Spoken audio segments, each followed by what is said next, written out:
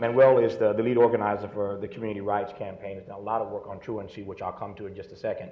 But when I heard you whisper, "That's crazy," it was in response to Randy's comment that half the country now wants more police officers in school. So unpack what you meant when you said, and you didn't think I heard you say it, "That's crazy." Well, thank you, Tavis, for making this film. I think, as a person who views themselves in the tradition of, thousands of people who are fighting the school-to-prison pipeline, young people and parents who, in particular in our communities, who are fighting it back, it's important that we have a new sort of place that it's out there.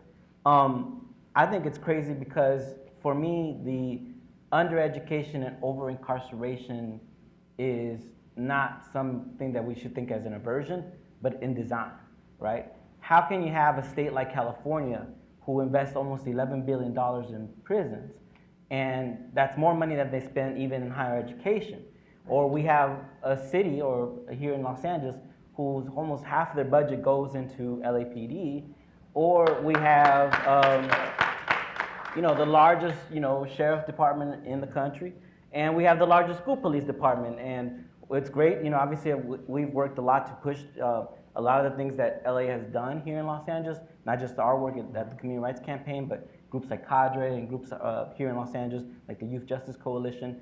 But we also have to understand that we're dealing with a $52 million budget that LASPD has. It's the largest dedicated school police department in the country. We have if you think about, we've been implementing this thing called school-wide positive behavior support in schools here in Los Angeles. It passed in 2007. Not surprising, in Black and brown schools, it hasn't yet fully gotten there. Partly it's been part of the money. So how big is that department for LAUSD? It's less than $1 million. So if you put $52 million on policing and $1 million in what could be an alternative to that, I think that's what I think for us, we have to really question then where our priorities.